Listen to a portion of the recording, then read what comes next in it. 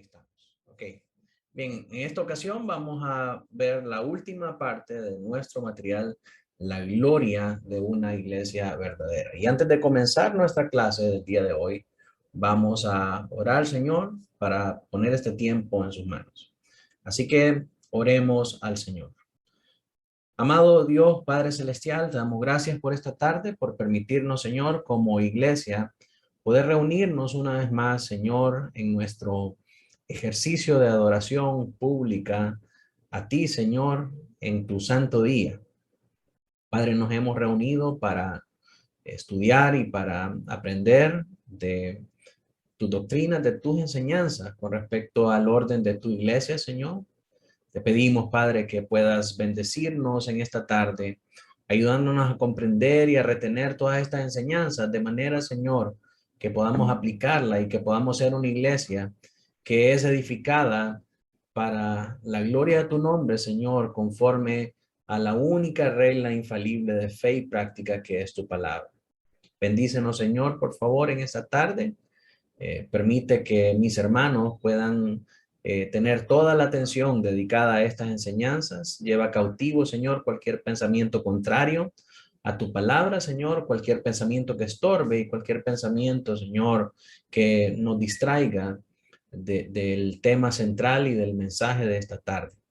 Ayúdame a mí a tener claridad de pensamiento y de palabra, Señor, para poder enseñar bien estas cosas de manera que sean entendidas, Señor, por tu iglesia. Te pedimos que estés con nosotros, Espíritu Santo, y que nos guíes hacia toda verdad y a toda justicia. En el nombre poderoso de Jesús oramos. Amén y amén. Bien, gloria al Señor, mis hermanos. Vamos a dar comienzo entonces. Voy a desplegar acá nuestra presentación para esta tarde. Les ruego disculpas ah, por la falta de diseño, pero tuvimos ahí un problemita técnico con mi computadora y tuvimos que trabajar la enseñanza en otra máquina. Pues bien, en esta tarde vamos a ver las conclusiones a las que llega Benjamin Keach con respecto al orden de la iglesia. Y vamos a ver algunas consideraciones que él va a hacer para llevarnos a nosotros a recordar todas las cosas que hemos visto a través de este material. Creo que para todos ya es evidente que el tema central es que la gloria la gloria y la belleza de una iglesia bíblica, de una iglesia verdadera y evangélica, como menciona Benjamin Keach, es su unidad. Y esa unidad no solamente por estar unidos, sino que por observar fielmente las cosas que Dios la ha mandado hacer. Entonces, esta gloria y esta belleza está en ser una iglesia que se conforma cada vez más a la palabra del Señor. Entonces, con eso en mente, miremos lo que dice el Salmo 87:2. Dice, ama a Jehová las puertas de Sión más que todas las moradas de Jacob. ¿Sí? Cuando vemos este versículo, hay varios términos que necesitamos nosotros definir porque son vitales para entender la función de la iglesia. Entre ellos están Sión y Jacob. Jacob es Israel. Ustedes recordarán que el nombre Israel viene precisamente de Jacob, que es el hijo de Isaac y a su vez hijo de Abraham. Y de Jacob descienden las 12 tribus que conforman el pueblo de Israel, que era en el Antiguo Testamento una sombra de lo que sería la iglesia, que ahora en el Nuevo Testamento la iglesia del Señor es la sustancia, la revelación de esa sombra, y que la intención de Dios siempre ha sido tener un pueblo no solamente de una etnia específica, sino que un pueblo de toda lengua, tribu y nación. Por lo tanto, Israel no solamente es la nación física de Israel, sino que también los gentiles en todo el mundo que invocan el nombre del Señor. Y no todos los judíos, por ser judíos y por nacer en Israel, son parte del pueblo de Dios, sino únicamente son judíos aquellos que por la fe creen en la promesa dada a Abraham. Entonces, cuando hablamos de Jacob, hablamos del pueblo de Dios. Ya definimos que el pueblo de Dios es su iglesia. Sión entonces representa la congregación de los santos, su iglesia congregada. Entonces, cuando entendemos estas cosas, este verso del Salmo 87 cobra otro sentido, porque podemos leerlo de la siguiente manera. Ama a Jehová las puertas de la asamblea de los santos, más que todas las moradas de su pueblo. ¿Qué significa eso? El Señor ama más la congregación de los santos que cualquier morada de Jacob. Es decir, Él ama la congregación de los santos, la asamblea de la iglesia, que cualquier otra instancia de adoración personal. Dios ama la adoración en lo íntimo, por supuesto, pero ama más la adoración congregacional. Y esto nos vacuna contra ese pensamiento filosófico humano que dice, no, no es necesario ir a una iglesia para adorar a Dios. No, no es necesario estar congregado para tener comunión con Dios. Yo tengo una relación con Dios y mi relación con Dios es más importante que estar en una iglesia. Muy bien, Dios ama esa relación contigo en lo íntimo y en lo secreto, pero ama más, dice el Salmo 87, ama más las puertas de Sión, ama más la adoración congregacional. Y la razón por la que ama más esta adoración congregacional la vamos a ver más adelante cuando miremos los motivos por los cuales debemos procurar esta adoración congregacional. Pero solo de entrada, con este salmo, con este verso, nosotros podemos ser vacunados en contra de ese pensamiento mundano que dice que no tenemos que congregarnos. Y más, ahora se ha popularizado más con todo lo de la pandemia, ¿verdad?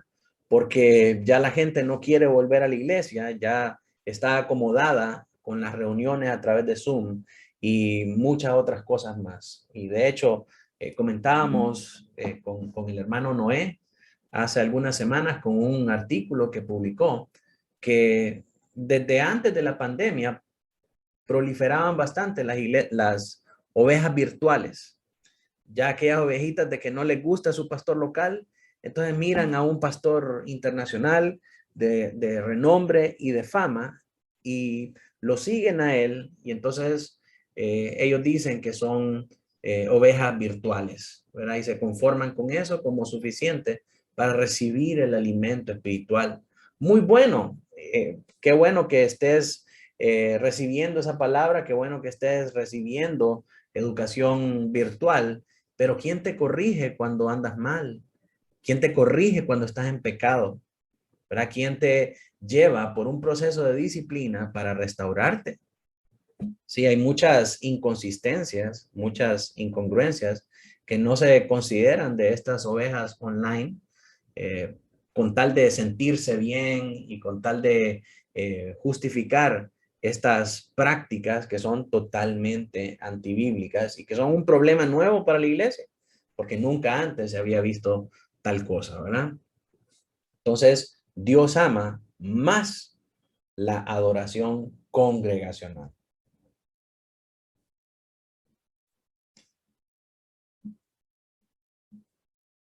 ¿Ok? Entonces, cuando hablamos de esto, esto presupone varias cosas para nosotros. La primera es que debe existir una iglesia visible. No puede ser una iglesia online, no puede ser una iglesia del aire, aunque pues, aunque tuvimos esos impases durante la pandemia que no podíamos congregarnos, solo fue un tiempo, solo fue por un periodo. En el caso nuestro, estuvimos creo que como 6 u 8 meses a través de estos cultos por Zoom, pero tiene que llegar un momento en que nosotros volvemos a conectarnos y a reunirnos de manera presencial, porque si Dios ama la adoración congregacional, tiene que existir una iglesia visible donde nosotros vamos y practicamos esta comunión con todos nuestros hermanos. También esa iglesia debe reunirse frecuentemente, no únicamente cuando se les ocurre o cuando tienen internet o cuando ellos quieran, sino que tienen que reunirse todos los domingos, día del Señor, como Él lo mandó, como Él nos dejó para desarrollar la adoración pública. También presupone que tenga un ministerio ordenado. ¿Esto qué quiere decir? Que haya miembros y que haya oficiales. Los oficiales siendo pastores y diáconos. Entonces debe haber un anciano designado para administrar las ordenanzas públicas, ¿verdad? Todo lo que es cuando hablamos de ordenanzas públicas, nos referimos a el canto congregacional, la predicación de la palabra, todas las cosas que hacemos al margen de nuestra iglesia para nuestra adoración pública. También presupone que todas las personas tengan libertad de reunirse con la iglesia y participar de todas las ordenanzas, salvo aquellas ordenanzas que pertenecen particularmente a la iglesia, que podemos decir son como ordenanzas privadas. Y cuando hablamos de esto, hablamos de la cena del Señor, hablamos de la disciplina a los miembros. No podemos disciplinar a alguien que solamente es una visita, ¿verdad? La disciplina corresponde únicamente a los miembros. Los días de oración y ayuno también es una práctica que tenía la iglesia de Benjamin Keach, en virtud de que muchas veces oramos por cosas específicas que solo importan a la iglesia y que participarlas de terceros que no son miembros de la congregación y que todavía son escépticos acerca de las cosas del Señor, únicamente podría traer problemas, como estar diciendo, Señor, ayuda al pastor en este momento de debilidad, en este momento de incertidumbre o algo así. Entonces la persona que no está familiarizada con las cosas que pasan en la iglesia puede decir, bueno, y entonces ¿cómo es que este es pastor y está pasando por debilidad? Y cosas similares, ¿verdad? Hay cosas que se tratan en las reuniones de oración que no son, no son aptas, podríamos decir, para un neófito porque podrían darle una mala idea o una mala representación de lo que es la vida cristiana, que tenemos que irlo enseñando poco a poco para hacerlo participante de estas cosas. Entonces, esas son ordenanzas que solamente son propias de la iglesia del Señor. Las demás ordenanzas como participar del canto congregacional, participar de la predicación de la palabra, participar de los diezmos y las ofrendas y todas las otras cosas que hacemos al margen de nuestro culto al Señor, eso es para todas las personas que asisten a la iglesia. Pero ya las ordenanzas privadas son particularmente para los miembros de la iglesia. ¿Verdad? Y nosotros podemos ver ejemplos bíblicos acerca de esto. Nehemías 9:2 dice, y ya se había apartado la descendencia de Israel de todos los extranjeros, y estando en pie, confesaron sus pecados y las iniquidades de sus padres. ¿Verdad? Esta práctica de confesión de pecados era común en Israel y se hacía únicamente al margen de la congregación del pueblo del Señor. No participaban de estas cosas, no participaban de estos rituales con los extranjeros, porque no eran parte de su pueblo. Entonces no podían entender la solemnidad y la espiritualidad de este asunto.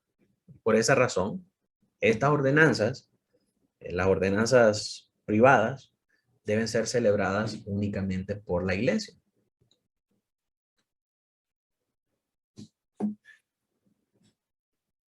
Ok. ¿Cuáles son los motivos que nosotros tenemos para desarrollar la adoración pública, para adorar en público más allá de nuestra adoración privada?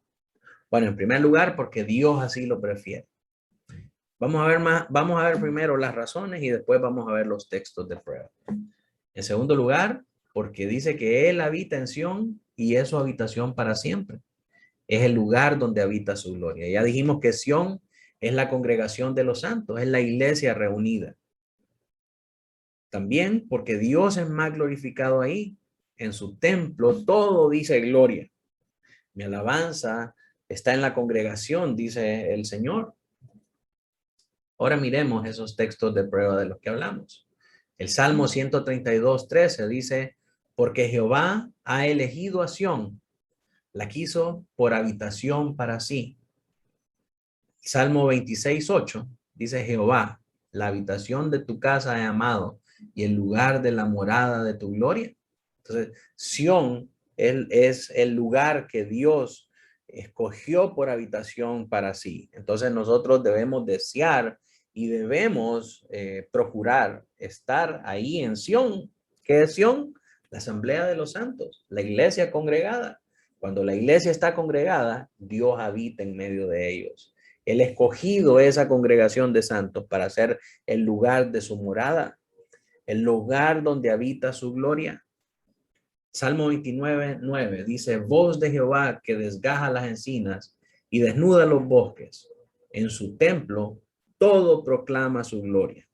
Ahora, esto es es una aplicación bastante práctica porque de repente reuniéndonos en un lugar que no puede ser consagrado para el Señor, como por ejemplo un lugar público, como un restaurante, un lugar público, como una estación de transporte, eh, no puede meternos en ese ambiente donde todo proclama su gloria, donde todo lo que hacemos proclama su gloria, donde estamos compenetrados en que la razón para estar ahí es para adorarlo y para rendirle adoración.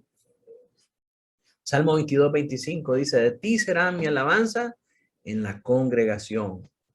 Mis votos pagaré delante de los que le temen. Sí, la alabanza se ofrece en medio de la congregación. Alabar congregacionalmente es la manera en cómo nosotros experimentamos la presencia del Señor y Dios habita en medio de la alabanza de su pueblo.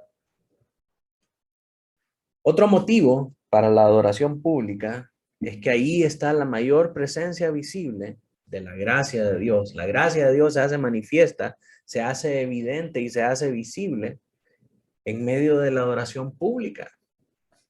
Y cuando hablamos de su presencia, hablamos de dos manifestaciones específicas. Su presencia eficaz, que la vemos nosotros en Éxodo 20:24. Dice, altar de tierra harás para mí y sacrificarás sobre él tus holocaustos y tus ofrendas de paz, tus ovejas y tus vacas. En todo lugar donde yo hiciere que esté la memoria de mi nombre, vendré a ti y te bendeciré. ¿Verdad? Dios muestra su presencia eficaz en ese lugar visible de adoración, en ese lugar donde nosotros nos congregamos para adorarle. Y en segundo lugar, disfrutamos de una presencia íntima. Podemos saber que el Señor está ahí. Mateo 18:20 dice, porque donde están dos o tres congregados en mi nombre, ahí estoy yo en medio de ellos. ¿Verdad? Nosotros podemos adorar en nuestro lugar secreto, adorar en nuestro lugar personal y Dios nos bendice por ello. Dios escucha nuestros ruegos, Dios escucha nuestras oraciones. Pero ahí donde tú estás, en el lugar secreto, en tu lugar íntimo, tú no has recibido el poder de las llaves de Dios para poder administrar estos misterios, ¿verdad? Ese poder únicamente Dios lo ha delegado a la iglesia cuando está congregada. Entonces, esa iglesia congregada, esa iglesia donde están dos o tres en su nombre, son los depositarios del poder de Dios. Dios está en medio de ellos. Apocalipsis 1:13 dice, y en medio de los 7 candeleros, a uno semejante al Hijo del Hombre, vestido de una ropa que llegaba hasta los pies, ceñido y ceñido por el pecho con un cinto de oro. Dice que él camina en medio de los candeleros. Él está en medio de los 7 candeleros. Y estos 7 candeleros representaban las 7 iglesias. El candelero es la luz del entendimiento, la luz que alumbra la palabra del Señor. Y en medio de esa luz que Dios le ha dado a la iglesia para entender su palabra, Él está, Él habita en medio de ellos, ¿verdad?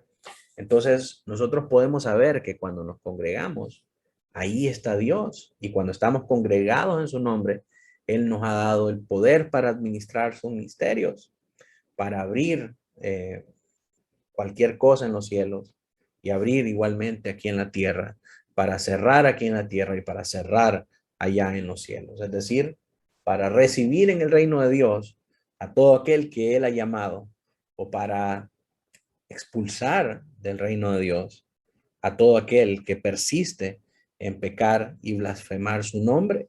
Entonces, eso únicamente lo podemos hacer cuando estamos congregados, cuando estamos como iglesia. Y eso es disfrutar de su presencia, eso es disfrutar de su eh, intimidad y de ese poder que Él nos ha dado como iglesia. Otro motivo es que ahí está la manifestación clara de su belleza, las cuales hicieron que el santo David deseara estar ahí para siempre. David decía, una cosa he demandado a Jehová y esta buscaré, que esté yo en la casa de Jehová todos los días de mi vida para contemplar la hermosura de Jehová y para inquirir en su santo templo. Si había una cosa que David deseaba, era estar en la casa del Señor todos los días de su vida. Nosotros debemos desear también estar en su casa todos los días de nuestra vida. Debemos anhelar congregarnos, debemos anhelar estar juntos.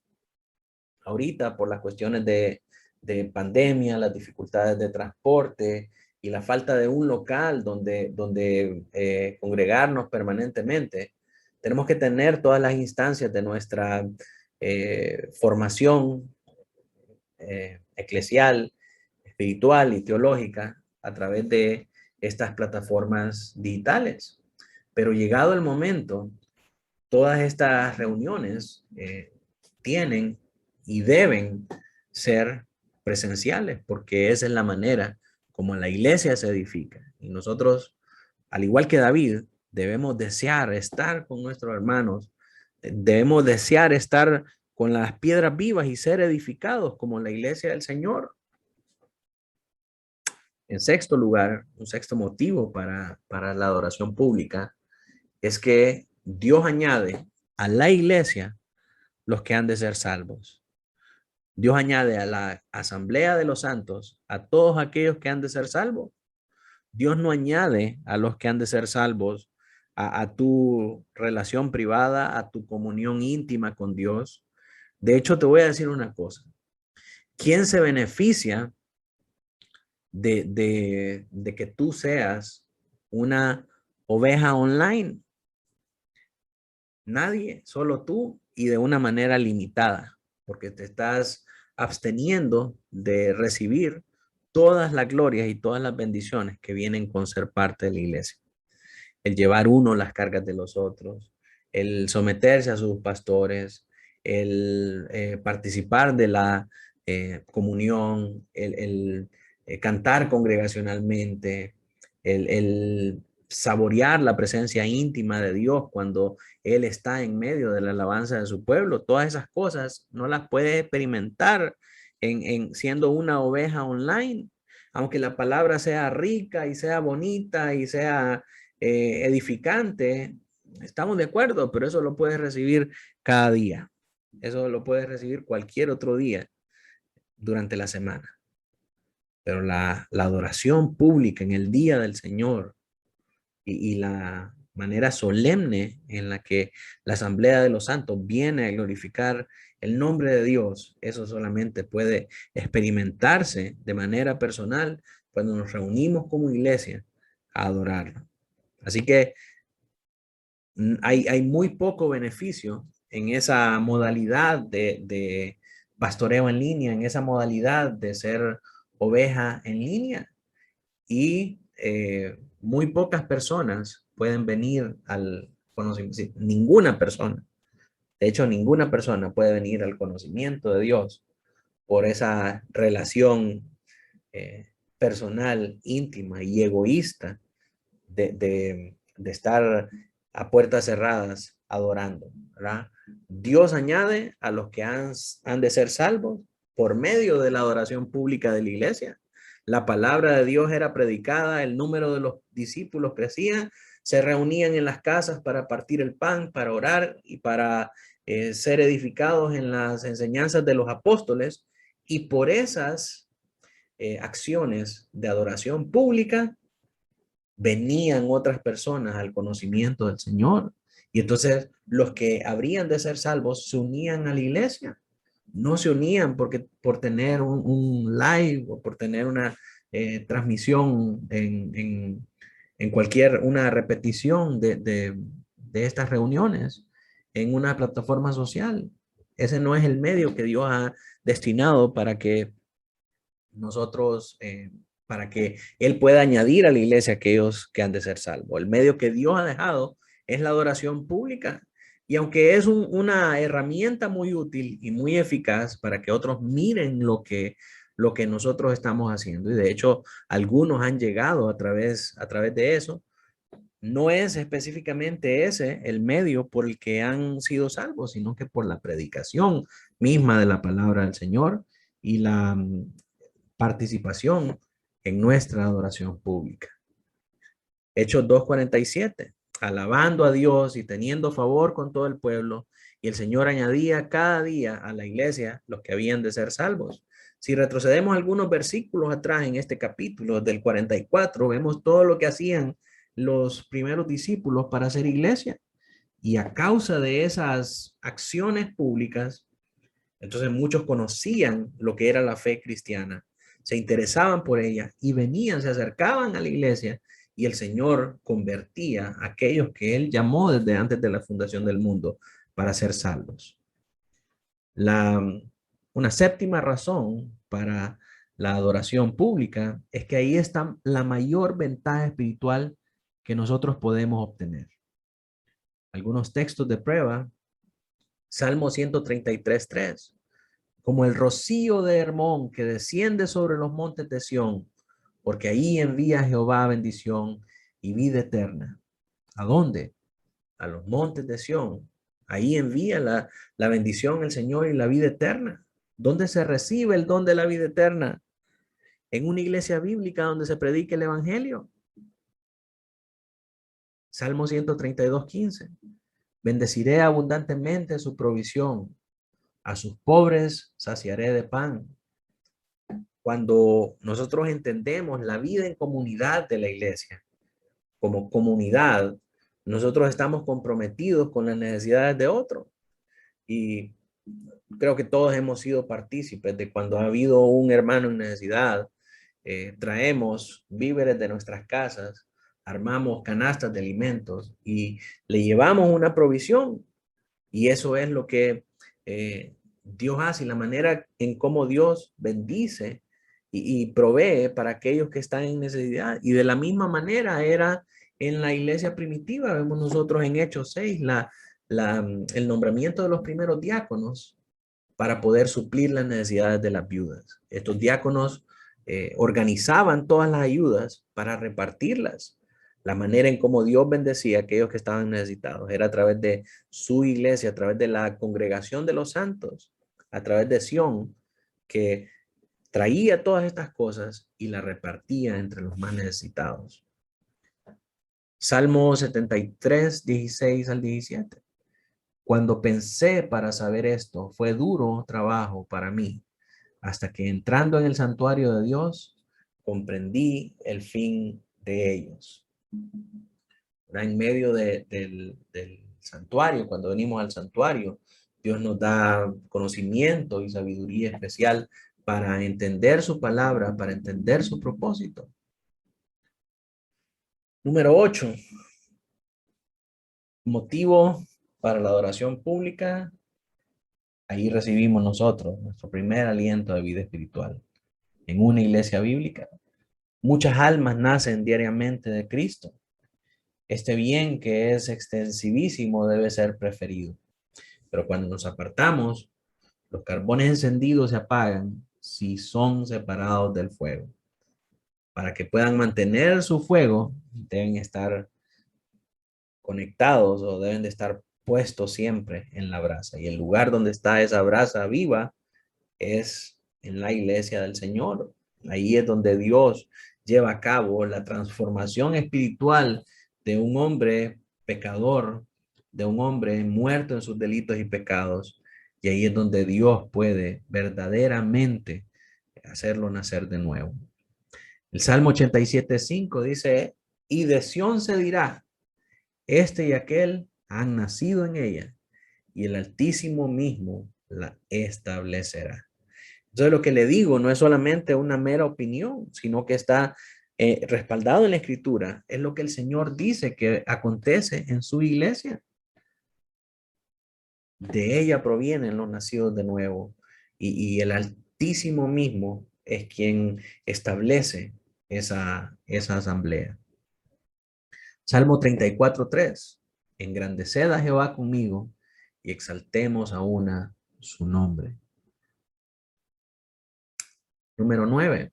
La iglesia en su adoración pública es lo más parecido al cielo, especialmente en el canto de las alabanzas a Dios. Y aquí muchos saben que esta ha sido mi lucha personal, el poder enseñar a la iglesia que lo importante no son los instrumentos, que lo importante no es la banda, que lo importante no es que nos oigamos afinados, que lo importante no es que salga bonito, que todos digan, wow, qué músicos de primera los que tienen, qué arreglos, qué guitarrista, qué bajista, qué cualquier otra cosa.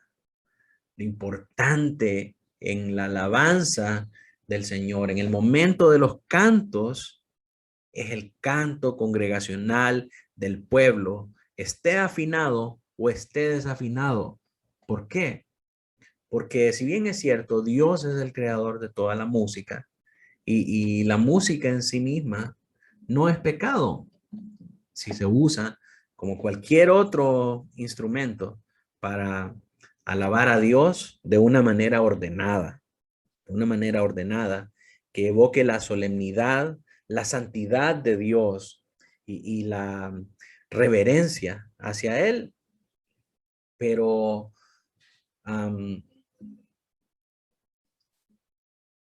pero cuando nos reunimos, tenemos entonces que cantar a Dios porque estamos, se me fue la idea, hermanos. Les decía que los instrumentos no son importantes en el cielo, aunque Dios es el creador, aunque Dios es el autor de la música, los instrumentos no son redimidos por parte de Dios. Los redimidos somos nosotros. Dios espera y demanda el canto de su pueblo. Y en la Biblia, los instrumentos no son una parte importante de la alabanza al Señor, sino que son circunstanciales. En algunas circunstancias estaban y en otros no. Por ejemplo, vemos a Pablo y a Silas cantando himnos a medianoche en la prisión de Filipo. Y estaban cantando himnos, pero ahí no había música, no había instrumentos, solo estaban cantando con su voz. Vemos el canto de los redimidos en Apocalipsis, ahí no hay instrumentos tampoco, es únicamente su voz. Así que nuestra alabanza, la música es bonita y debemos tener un acompañamiento, nos ayuda mucho a entonar, pero lo más importante es el canto, que nosotros cantemos, porque cuando cantamos emulamos la manera en cómo es la alabanza en el cielo. Entonces, cada vez que nosotros venimos y nos reunimos a cantar y adorar, debemos cantar con todas nuestras fuerzas. Debemos cantar al Señor de nuestro corazón. Que eso es lo que el Señor espera de nosotros. Y cuando hacemos eso, estamos ensayando, estamos practicando para lo que será nuestra eternidad en el cielo.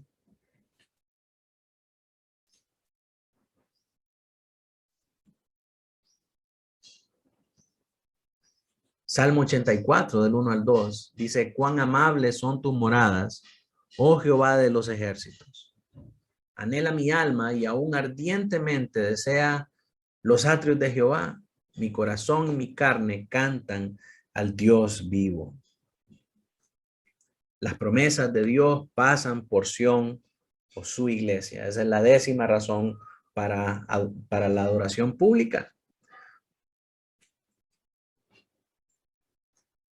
Algunos textos de prueba con respecto a eso. Salmo 128:5. Bendígate Jehová desde Sión y veas el bien de Jerusalén todos los días de tu vida. Isaías 51:3. Ciertamente consolará Jehová a Sión, consolará todas sus soledades y cambiará su desierto en paraíso y su soledad en huerto de Jehová. Se hallará en ella alegría y gozo, alabanza y voces de canto. Proverbios 8:34 dice: bienaventurado el hombre que me escucha, velando a mis puertas cada día, guardando a los postes de mis puertas. David prefería estar en el umbral de la casa de Dios que morar en las tiendas de impiedad. Leemos en el Salmo 84:10, porque mejor es un día en tus atrios que 1000 fuera de ellos. Escogería antes estar a la puerta de la casa de mi Dios que habitar en las moradas de maldad. Así que pasamos a algunas consideraciones finales. Kitch nos dice: no descuiden la devoción privada, es decir, la oración secreta y familiar, porque aunque Dios ama más la adoración congregacional, no quiere decir que Él no ama la oración secreta y familiar. Y es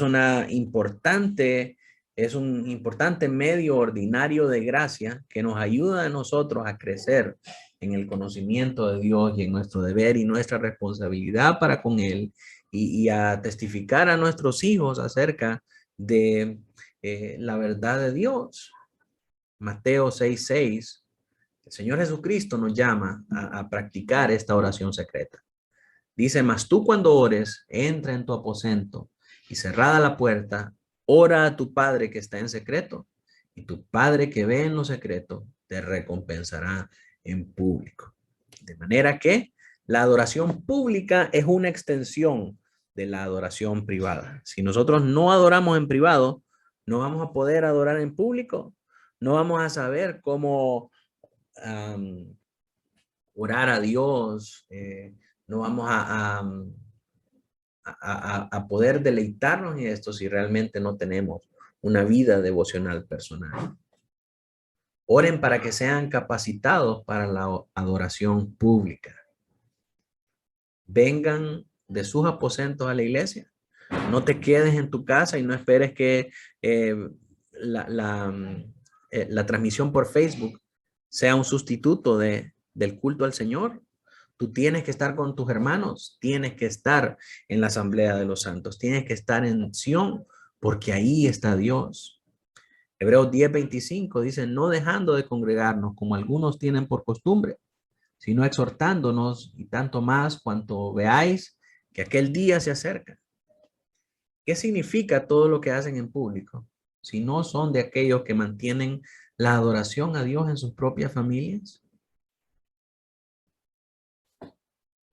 No descuiden la lectura y la meditación. Cuiden de orar y catequizar a sus hijos. Efesios 6:4 dice: y vosotros, padres, no provoquéis a ira a vuestros hijos, sino criadlos en disciplina y amonestación del Señor. Hay una labor que tenemos que hacer con nuestros hijos y no debemos ser negligentes en ella. Tenemos que enseñarlos e instruirlos en la palabra de verdad cada vez que tengamos una oportunidad. Tenemos que apartar un tiempo en la semana para poderlos discipular, para poder leer las Sagradas Escrituras con ellos, para poder meditar en sus palabras y para poder orar en familia acerca de las cosas que el Señor requiere de nosotros y de aquellas cosas que como familia también nos cargan. Vivan como hombres y mujeres que están muertos a este mundo, anden por amor al Señor como es digno del Evangelio. Filipenses 1:27 dice, solamente que os comportéis como es digno del Evangelio de Cristo, para que o sea que vaya a veros o que esté ausente, oiga de vosotros que estáis firmes en un mismo espíritu, combatiendo unánimes por la fe del Evangelio. Dice que os comportéis como es digno del Evangelio de Cristo. Asegúrense que el celo y el conocimiento vayan de la mano. Una buena conducta y una buena doctrina van de la mano. Hay gente que solamente quiere combatir y combatir por demostrar que están en lo correcto, pero en sus contiendas no tienen conocimiento.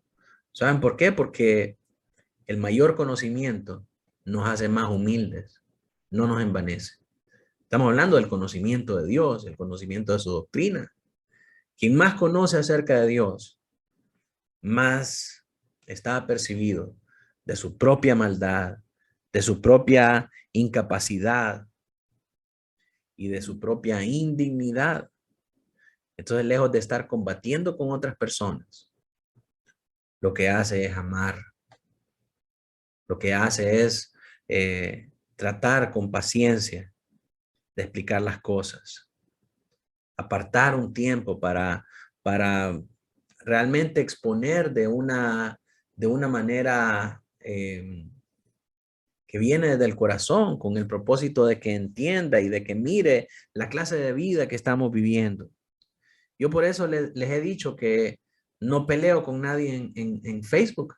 Si alguien tiene un argumento contrario al mío, reunámonos y hablemos en persona. Y te vas a dar cuenta que los que son más fieros leones defendiendo un argumento y una posición en línea, cuando los tiene en persona, son mansos gatitos. ¿Verdad? Y una de las grandes falencias que tienen los medios digitales es que no podemos recibir el tono de una conversación. Entonces, mientras que uno piensa que uno está levantando la voz y que está alterado por un comentario, el otro está respondiendo o extrañado de por qué me estás contestando de esta manera. Y entonces hay un choque en la comunicación que al final termina fragmentando a las personas. Entonces, si usted alguna vez tiene alguna diferencia conmigo, le ruego que podamos hablar en persona. No porque, no porque tengo miedo de lo que vaya a decir, sino que porque corremos el riesgo de que nuestros tonos se malinterpreten y que nuestra relación se mire fragmentada. Y lo menos que quiero es eso. Estas dos juntas son mejores que una sola. Conducta y buena doctrina, celo y conocimiento. Que hace de la palabra de Dios su regla en todo lo que hace y de la gloria de Dios su fin en lo que hace, tendrá el Espíritu de Dios como su fuerza. Esto es como el cordel de 3 hilos de Salomón, que será uno solo o serán 3, pero no pueden ser 2, ni puede romperse. Eclesiastés 4, del 9 al 12, habla de este cordel de 3 hilos. Dice, mejor son 2 que 1, porque tienen mejor paga de su trabajo. Porque si cayeren, el uno levantará a su compañero, pero hay del solo, que cuando cayere, no habrá segundo que lo levante.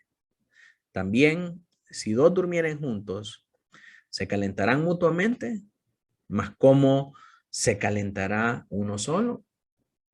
Y si alguien prevaleciere contra uno, 2 le resistirán. Y cordón de 3 dobleces no se rompe pronto. Eso nos habla, mis hermanos, de que, o nos recuerda, mejor dicho, de que hay una tendencia a que muchas personas quieren la iglesia, pero no quieren la comunión con los hermanos. Quieren ir, escuchar el mensaje y disfrutar de las bendiciones, pero no quieren tener ningún tipo de relación con los hombres, porque ya otras experiencias lo han marcado, de que en las iglesias cuando uno más conoce a las personas, más se defrauda y más le hacen pasadas, como decimos nosotros los hondureños. Sin embargo, mis hermanos, la Escritura nos llama a estar unidos, a estar participando de la vida de todos nosotros, porque eso es lo que al final nosotros aprendemos a sobrellevar unos las cargas de los otros. Esa es la manera en cómo el Señor nos enseñó, y eso presupone que van a haber roces entre nosotros, que van a haber líos entre nosotros, pero ¿de qué otra manera vamos a aprender humildad? ¿De qué otra manera vamos a aprender mansedumbre? ¿De qué otra manera vamos a aprender amor si no es a través de estas durezas? Así que la gloria y la belleza de una iglesia consiste en estar unidos, en hacer una vida de comunidad como iglesia, estando unidos como materiales aptos para la edificación, unidos por la forma que es lo que la Escritura nos dice que debemos hacer, y nos mantenemos juntos a través de la disciplina bíblica. La disciplina nos ayuda a nosotros a mantener el nivel, a edificar correctamente y a corregir cualquier deficiencia. Esta es, hermanos, la gloria de una iglesia verdadera. Así que hasta aquí nuestra exposición para este día. Quiero saber si hay alguien que tiene alguna pregunta con respecto al tema.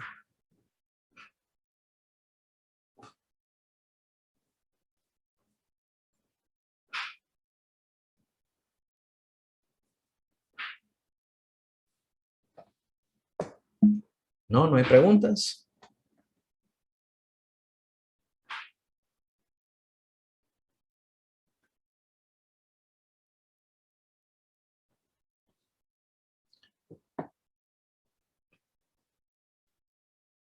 Todo claro, entonces. Vamos a terminar orando y voy a pedirle a mi hermano Douglas, que está por ahí, que pueda dirigirnos en oración.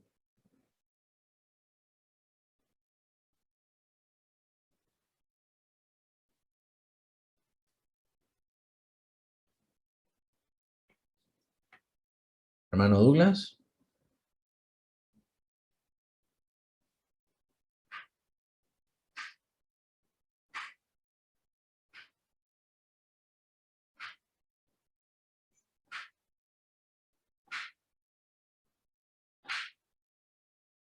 Y no sé si tengo problemas con mi sonido, hermanos.